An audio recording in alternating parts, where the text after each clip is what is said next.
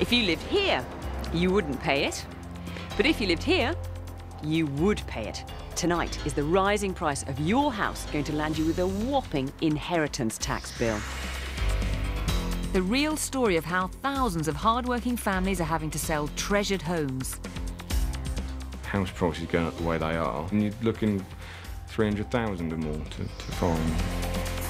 Confusion over complex laws is causing anxiety for many.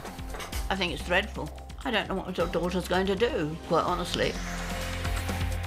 And next year, more and more people may be hit by inheritance tax. It's unjust, it's wrong in principle, and it should go. Real Story with Fiona Bruce. Good evening.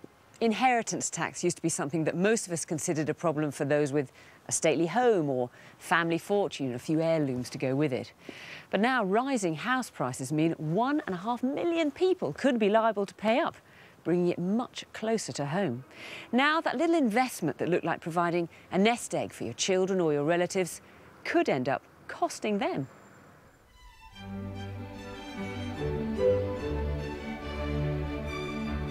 Inheritance tax isn't new. It's been around for over 300 years, raising money from the estates of the dead rich.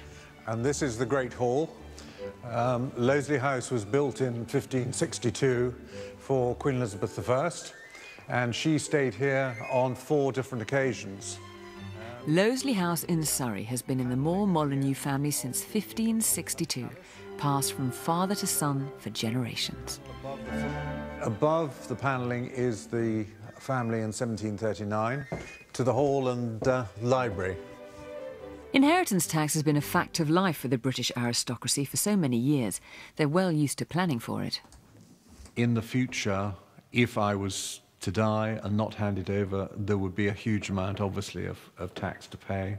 And that would seriously put the estate and the house in jeopardy, and something could well have to be sold.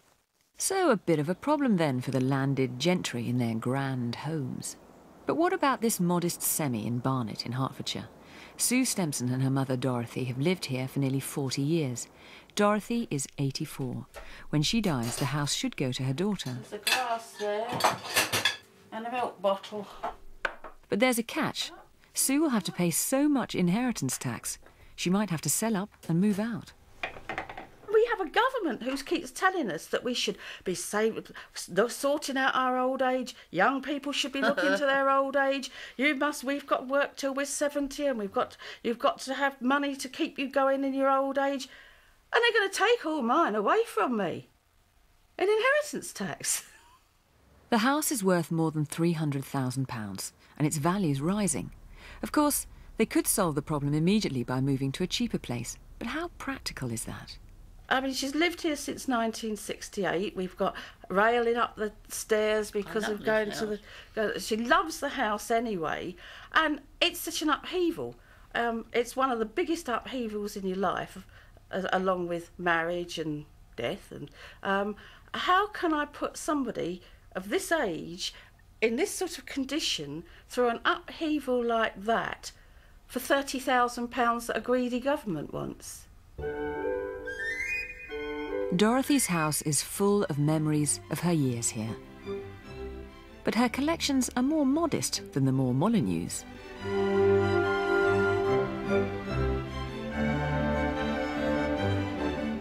And this is one of our favourite rooms in the house, the library. We love the mixture between leather and wood, which is very conducive to thinking and relaxation. It is important for us as a family that our son takes over. There are financial concerns with inheritance tax, that evolution is going to be difficult. I think it's dreadful, absolutely dreadful. I don't know what your daughter's going to do, quite honestly, about it, because of what it'll cost her to be able to stay here, and I think, to stay in the house. Michael Moore Molyneux could face an inheritance tax bill of millions of pounds. I think the bottom line would be that we could be in a situation where one does have to move out of the house in order to let one's son take over. Sue's bill runs into thousands, not millions, and her elderly mum is worried. We've had a very nice life here, and I've always thought, well, my daughter will have it when anything happens to me. But, of course, you know, nowadays I don't know about that.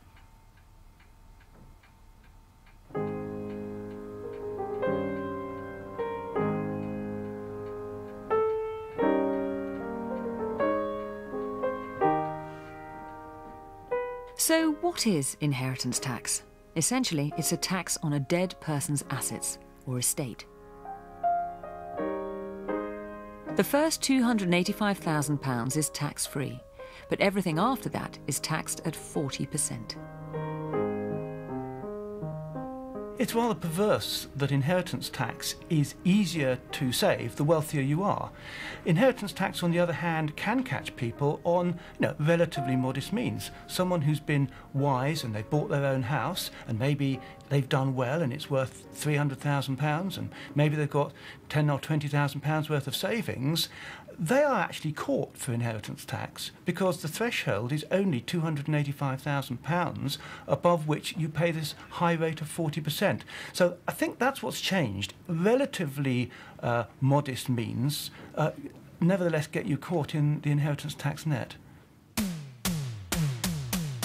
And the net is closing in fast for many homeowners living in those areas where property prices are rising.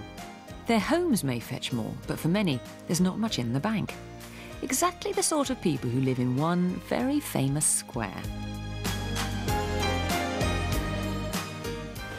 You going to help me out in the bar today? Mum, in case you haven't noticed, we're leaving at the end of the week. I've got tons of things to do. Landlady of the Queen Vic, Peggy Mitchell, lives above the pub. We reckon that even the flat she occupies is worth very close to the inheritance tax threshold. Who do you think we are, the Whartons? The Munsters, more like. So what about Peggy then? Now her flat we valued at about 280 grand.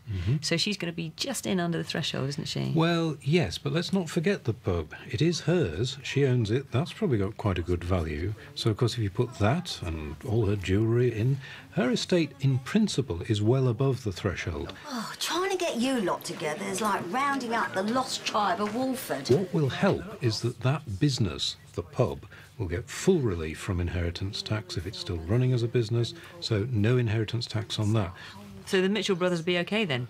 They're not going to get clobbered with a bill? It looks like they'll get it free and easy, although we've just got to watch it. She's just teetering into the inheritance tax net, so of course she's the classic sort of person who just needs to keep an eye on it and just perhaps needs to think about it a bit. Back in the real world, people are doing more than thinking about inheritance tax. They're campaigning against it and have found a cheerleader in one national newspaper. This tax really strikes at sort of core values of the British people in terms of wanting to own their own property and feeling that they've worked all their life and this is the number one thing they have to show for it. And there's much less objection to paying VAT on a bar of chocolate or a luxury car. More than 400,000 people joined the Express Crusade and delivered protest letters to Tony Blair. The family is now an issue for all of politics, and yet people who rely on their homes as the kind of bedrock of family life are thinking the politicians don't actually care about this at all. So I think this is a different issue and a different tax, and in most people's eyes, it's a tax cut which has morality on its side. There, look at that. That's Butler, isn't it? One family trapped in the inheritance tax net is the Butlers, who've lived on this farmland near Henley-on-Thames since the 17th century. Today, 3 generations of Butlers live in these 2 cottages. Father and son carry on the traditional joinery business. There is a inscription on the top there. What, under this beam here? Yes, Richard Butler did this, which was the first butler to live in this house. And it's got RB 1698. Wow. And that's when this was put up? This part, yes. And then we've got the Bible. So what are all these written down?